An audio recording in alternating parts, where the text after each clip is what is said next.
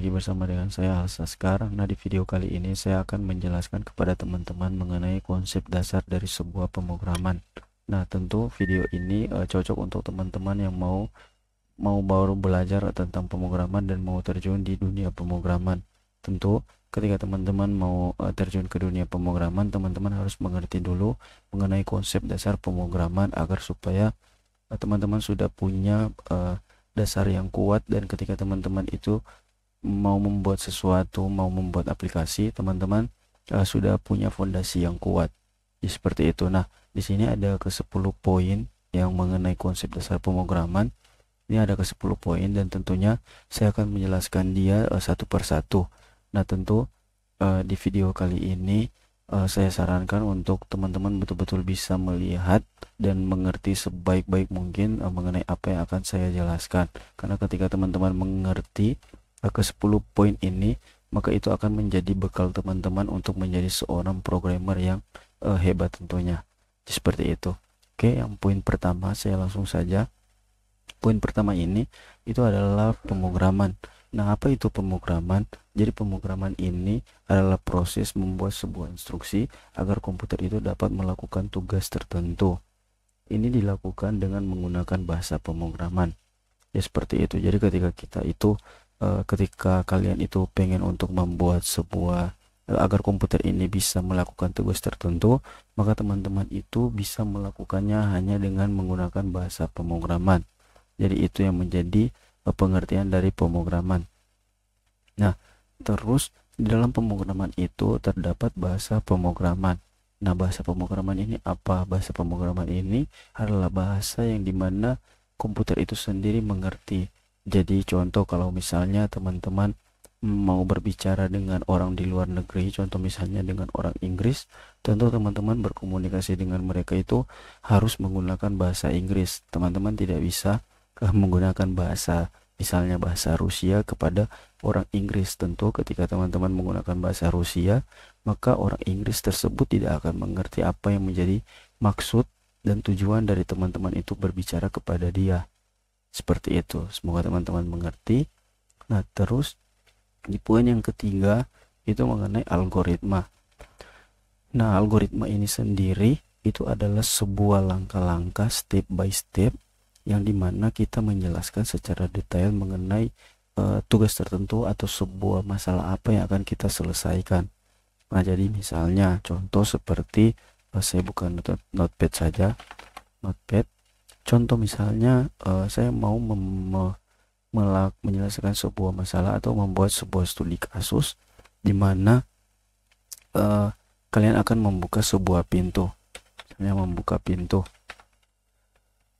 Nah, teman-teman bisa melakukan yang seperti ini. Jadi yang pertama, teman-teman tentu yang pertama itu adalah mendekati ke pintu. Misalnya mendekat ke pintu.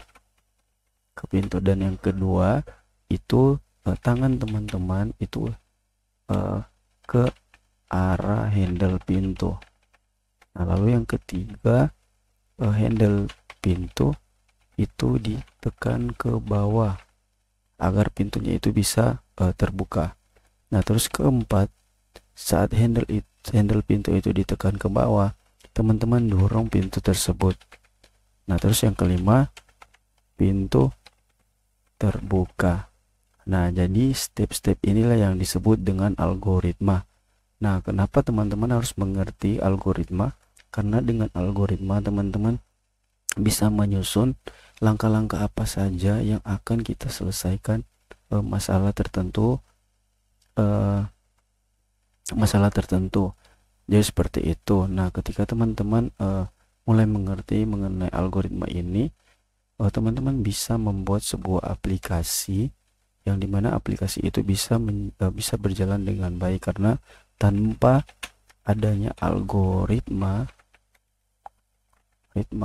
maka teman-teman akan sulit untuk membuat sebuah aplikasi. Karena aplikasi sebelum membuat sebuah aplikasi kita harus menyusun dulu algoritmanya, seperti step-stepnya apa-apa saja yang harus kita lakukan untuk menyelesaikan masalah yang akan kita selesaikan tersebut. Oke, saya rasa teman-teman bisa mengerti sampai di sini. Nah, terus yang keempat, ini mengenai pernyataan atau sebuah statement. Nah, statement ini adalah sebuah pernyataan yang dimana ketika teman-teman ingin memerintahkan komputer itu untuk menampilkan teks, atau teman-teman bisa melakukan menugaskan komputer untuk misalnya menampilkan gambar. Nah, jadi konsep dasar pemrograman salah satunya adalah pernyataan alias sebuah statement. Nah, terus kalau untuk variabel, variabel ini itu adalah konsep adalah wadah di mana teman-teman bisa menyimpan sebuah nilai. Jadi saya langsung saja contohkan teman-teman di sini. Saya coba bentar ya, saya coba new file di sini saja. New file misalnya di sini latihan.js. Oh, saya harus simpan. Oh, sepertinya saya coba buat di sini saja, atau saya coba open folder saya coba di sini JavaScript. Bentar, saya copy dulu ini.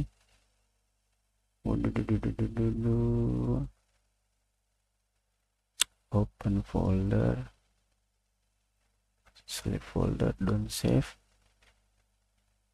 Sebentar ya teman-teman, sini saya apalagi node.txt. Setelah sini teman-teman saya tambahkan file JavaScript test.js. Nah, teman-teman tidak perlu mengerti dulu mengenai bahasa pemrograman ini karena fokus saya akan menjelaskan konsep dasar dari sebuah pemrograman. Jadi kalau teman-teman belum mengerti apa yang saya lakukan ini, teman-teman abaikan dulu karena fokusnya saya akan menjelaskan mengenai konsep dari dasar pemrograman ini. Oke.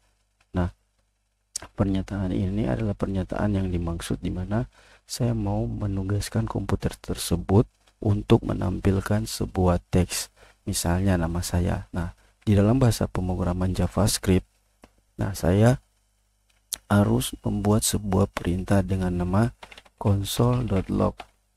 Misalnya di sini saya harus lakukan ini dulu, atau langsung saja saya di sini saya console.log Alsaskar Mirando. Saya ingin membuat komputer ini agar supaya bisa menampilkan nama atau teks yang berisikan Alsaskar Mirando. Nah, kalau misalnya saya jalankan, saya pergi ke JavaScript, latihan, saya open with Google, maka ketika saya inspect, maka hasilnya akan tampil di sini Alsaskar Mirando. Nah, kalau misalnya saya perintahkan lagi, komputer ini akan menampilkan angka, saya bisa tulis di sini console log 23 misalnya, lalu saya reload hasilnya. Nah, maka hasilnya 23 ya, seperti itu teman-teman. Oh iya, untuk bahasa pemrograman ini itu ada banyak bahasa pemrograman. Teman-teman bisa menggunakan bahasa pemrograman misalnya PHP, Python, ataupun JavaScript. Nah, teman-teman bisa search di internet mengenai apa beberapa bahasa pemrograman, nanti teman-teman bisa tahu sendiri. Nah, tentu silakan teman-teman cari sendiri mengenai beberapa bahasa pemrograman. Teman-teman bisa lihat di sini saya sudah sebutkan mengenai bahasa pemrograman yang ada seperti PHP, Python, dan juga JavaScript. Ya, teman-teman bisa cari apa fungsi dari bahasa pemrograman tersebut. Ya, seperti itu teman-teman. Nah, terus saya lanjut lagi ke bagian ke-6 mengenai struktur, ke bagian kelima. Jadi kelima ini adalah variabel. Nah, variabel ini dia tugasnya untuk menyimpan sebuah nilai. Jadi contoh misalnya saya mau buat variabel nama, yang dimana variabel nama ini akan menyimpan nilai nama, misalnya Alsaskar Mirando. Nah, ketika saya mau menampilkan nama tersebut, maka saya akan memanggil variabel nama. Contoh console log nama. Nah, saya simpan. Ketika saya reload, maka hasilnya tetap akan menjadi Alsascar Mirando. Ya, seperti itu.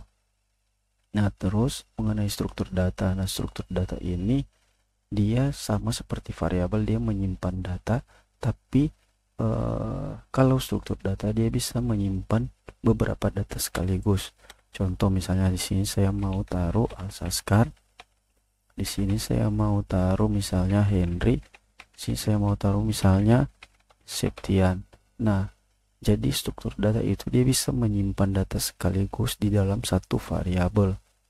Nah, bagaimana untuk teman-teman bisa mengambil nilai yang ada di dalam variabel nama ini? Nah, teman-teman bisa menggunakan yang namanya indeks. Nah, indeks sendiri itu dia mulainya dari 0. Seperti itu, teman-teman. Oke, saya lanjut lagi. Kalau misalnya saya mau menampilkan nama Henry, maka saya akan menulis di sini 1. Karena kenapa? Karena indeks sekali lagi itu harus mulai dari 0. Oke, kalau saya simpan, saya reload hasilnya, maka hasilnya akan menjadi Henry.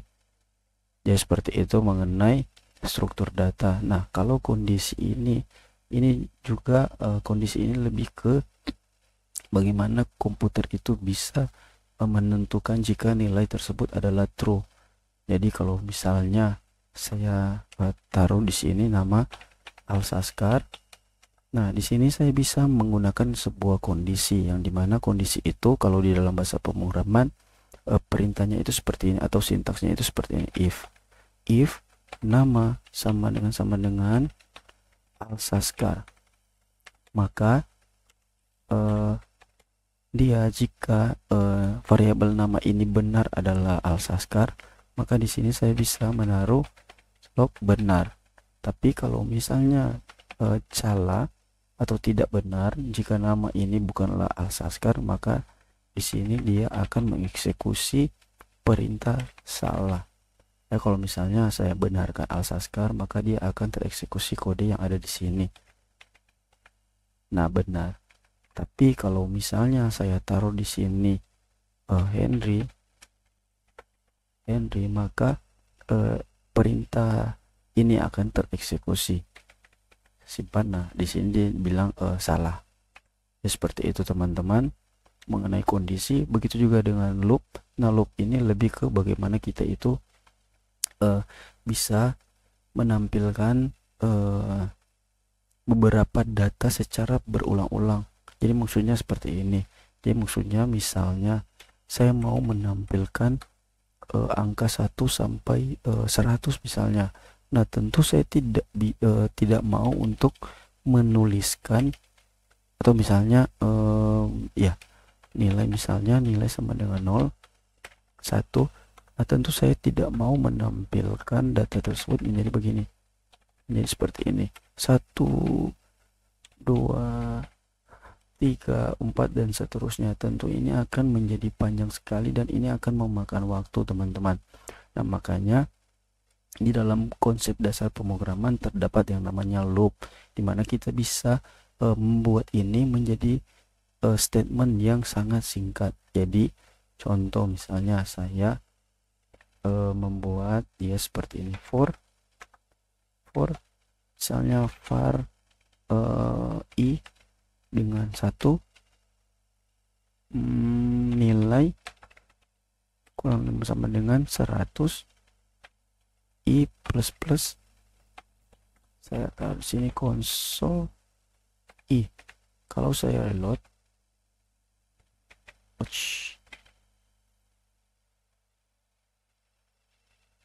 lebih besar dari 100. Sorry, dia terkancing, dia crash teman-teman, karena pernyataannya ini salah, kondisinya salah di sini. Seharusnya nilai ini lebih besar dari 100. Bentar, ini jadi load. Kalau saya inspect, saya konsol,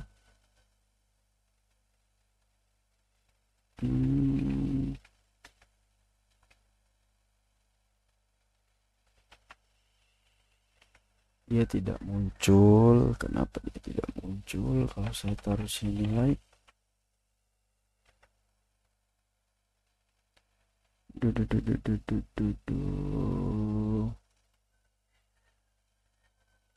oh iya,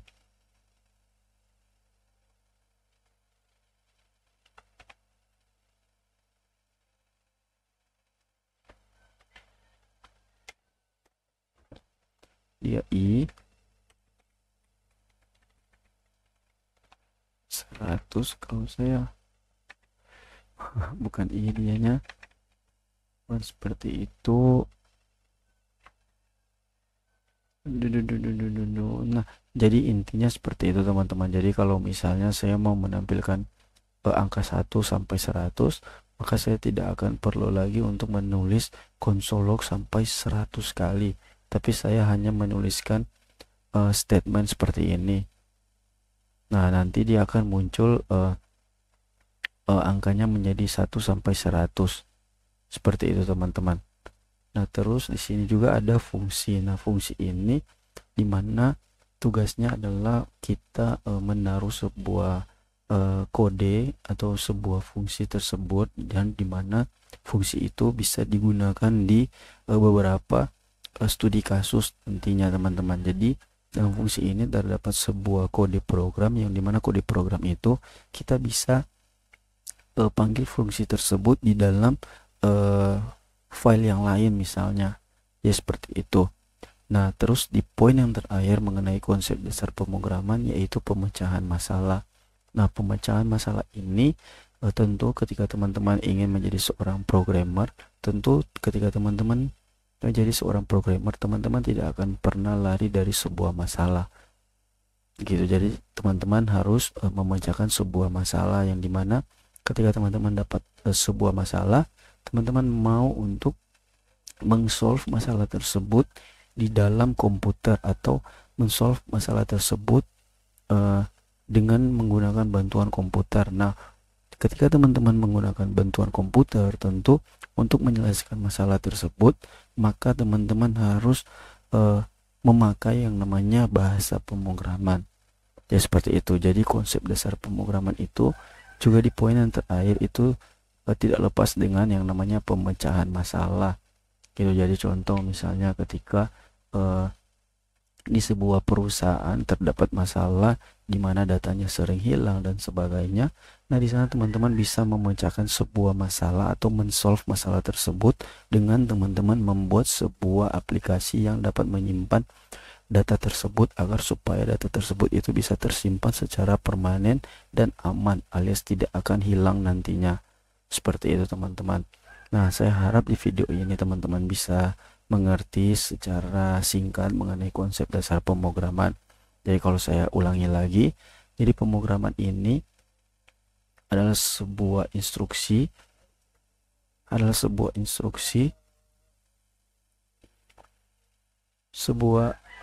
instruksi untuk komputer agar melakukan tugas tertentu. Nah, seperti itu. Jadi kalau teman-teman mau membuat komputer itu bisa melakukan tugas tertentu, maka itu yang disebut dengan pemrograman. Nah, sedangkan bahasa pemrograman ini lebih ke bagaimana komputer itu mengerti apa yang menjadi maksud teman-teman. Seperti itu. Jadi bahasa pemrograman ini bagaimana cara kita itu bisa berkomunikasi dengan komputer, dan komputer pun mengerti apa yang menjadi maksudnya kita. Ya seperti itu teman-teman. Nah, bahasa pemrograman juga itu terdapat beberapa seperti yang saya sebutkan tadi, yaitu PHP dan juga Python dan juga JavaScript. Nah, nanti teman-teman bisa cari referensi di internet untuk lebih lanjutnya, tapi saya jelaskan secara singkat saja. Kalau PHP ini itu adalah bahasa pemrograman server side, yang dimana fungsinya atau tujuannya itu dibuat agar supaya teman-teman bisa membuat sebuah website yang berjalan di sisi server. Begitu juga dengan Python dan juga JavaScript. Hanya saja kalau Python itu dia bisa fungsinya lebih ke arah machine learning teman-teman. Jadi banyak orang yang menggunakan Python itu untuk membuat misalnya membuat machine learning, membuat artificial intelligence, dan lain sebagainya. Nah, kalau JavaScript ini tujuannya juga sama seperti PHP, yang dimana fungsinya atau tugasnya adalah untuk membuat sebuah website. Tapi seiring berkembangnya zaman, JavaScript ini tidak hanya lagi berfungsi untuk membuat sebuah website, tapi JavaScript ini bisa teman-teman gunakan untuk membuat aplikasi berbasis Android, yaitu dimana JavaScript ini teman-teman bisa menggunakan yang namanya React Native kalau teman-teman mau membuat aplikasi berbasis Android. Oke, ya seperti itu. Ayam sudah berkokok teman-teman, karena saya merekam video ini di jam 2:15 waktu Indonesia Tengah, karena saya berada di Manado. Jadi itu ayam ini ayam berkokok teman-teman. Itu kalau di Alkitab itu tandanya Petrus sedang berian, sedang mengkhianati. Nggak bercanda teman-teman. Jadi seperti itu video ini. Semoga teman-teman mengerti konsep dasar pemrograman. Kalau teman-teman bingung, teman-teman bisa bertanya di saya, bisa bertanya melalui sosial media saya, yaitu di Instagram @alsaskar. Nanti teman-teman silakan DM, atau teman-teman juga bisa bertanya melalui email saya, yaitu saskarmirando@gmail.com. Oh ya, teman-teman juga bisa follow akun Instagram saya, karena di sana saya akan mengupload video reels singkat-singkat mengenai juga tentang pemrograman.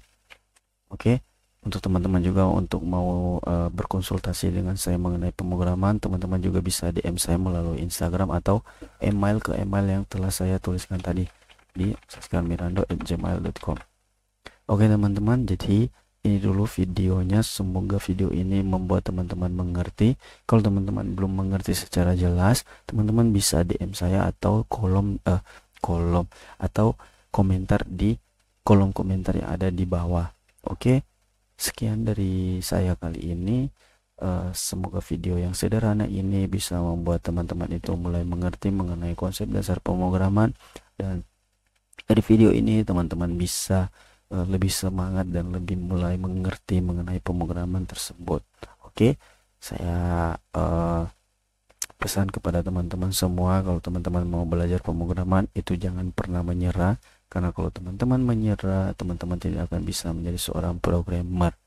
Dan satu lagi teman-teman tidak perlu takut dengan isu-isu yang ada, bukan isu sih, maksudnya berita-berita yang ada yang dimana programmer itu akan digantikan oleh AI. Teman-teman tidak perlu takut itu, karena bagi saya pribadi programmer itu tidak akan tergantikan oleh AI. Malahan justru dengan adanya AI, programmer itu dapat terbantu di sana, karena kalau misalnya AI itu akan menggantikan programmer, tentu orang-orang yang menggunakan AI tersebut tentunya harus paham dulu dengan pemrograman. Nah, kalau misalnya orang awam, tentunya dia tidak akan mengerti teman-teman mengenai perintah apa yang harus dia perintahkan kepada AI tersebut untuk menghasilkan sebuah program, misalnya sebuah misalnya aplikasi kasir. Nah, tentu orang awam akan bingung nih, kata kuncinya apa yang harus diketik di dalam AI tersebut agar AI bisa mengerti maksudnya dan dapat menghasilkan hasil yang orang tersebut itu inginkan. Oke, ya seperti itu teman-teman. Kalau orang orang Korea bilang ganbate, bukan orang Korea, orang Jepang bilang ganbate, itu artinya semangat. Jadi teman-teman semangat belajar bahasa pemrograman. Oke, jangan menyerah, karena teman-teman adalah orang-orang yang hebat dan luar biasa. Oke, sampai jumpa juga di video berikutnya ya. Dadah.